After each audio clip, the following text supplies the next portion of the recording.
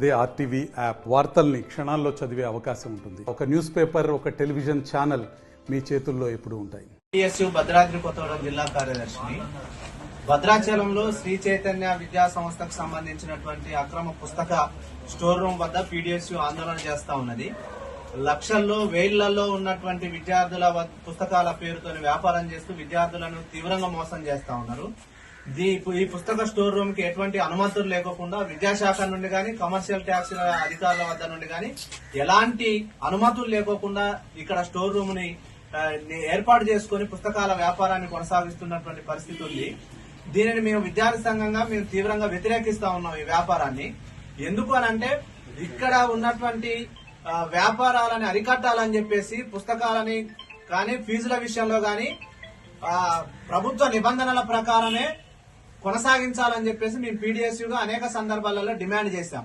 అయినా యాజమాన్యాలు పట్టించుకోకుండా పుస్తకాలను వ్యాపారం చేస్తా ఉన్నాయి. కనీసం ఫీజుల వివరాలను కూడా నోటీస్ బోర్డు మీద పెట్టినటువంటి పరిస్థితి లేదు.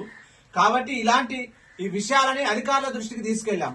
ఇప్పుడు ఈ క్షణంలో ఆందోళన చేస్తున్నటువంటి విషయాన్ని కూడా స్థానిక ఎంఈఓ గారికి, జిల్లా అధికారి డిఓ గారికి, అదే విధంగా కమర్షియల్ ట్యాక్స్ కి సంబంధించినటువంటి డీసీటీఓ అధికారికి కూడా మేము మాట్లాడి సమాచారం ఇచ్చి ఇలా దోపిడీ జరుగుతా ఉందని చెప్పేసి మేము తెలియజేసినప్పటికీ వాళ్ళు ఇప్పటి వరకు కూడా స్పందించుకోకుండా, ఏం జరుగుతుందో తెలుసుకోకుండా రానటువంటి పరిస్థితి ఉంది. వాళ్ళ అధికారులు కూడా యాజమాన్యానికి వత్తాసు పలుకుతున్నటువంటి ఒక దౌర్భాగ్య పరిస్థితి వాళ్ళ ఈ జిల్లాలో కనబడతా ఉన్నది. మేము దీనిని అధికారుల అసమర్థతనాన్ని కూడా మేము తీవ్రంగా వ్యతిరేకిస్తా ఉన్నాం. తక్షణమే శ్రీ చైతన్య విద్యా సంస్థలు ఫీజుల దోపిడీకి, అక్రమ పుస్తకాల వ్యాపారానికి అడ్డుకట్ట వేయాలని చెప్పేసి మేము డిమాండ్ చేస్తా ఉన్నాం. తక్షణమే ఈ స్టోర్ రూమ్ ని సీజ్ చేయాలని చెప్పేసి మేము డిమాండ్ చేస్తా ఉన్నాం. ఏ మాత్రం పట్టించుకోకుండా అధికారులు వాళ్ళు అసమర్థంగా వ్యవహరిస్తే మేము ఈ పుస్తకాలను తీసుకొని డిఈఓ ఆఫీస్ కు పోతాం, ఈ పుస్తకాలను తీసుకొని కలెక్టర్ ఆఫీస్ కు పోతాం. అక్కడ పుస్తకాలు ప్రత్యక్షంగా అధికారులకు చూపిస్తామని చెప్పేసి మేము డిమాండ్ చేస్తా ఉన్నాం.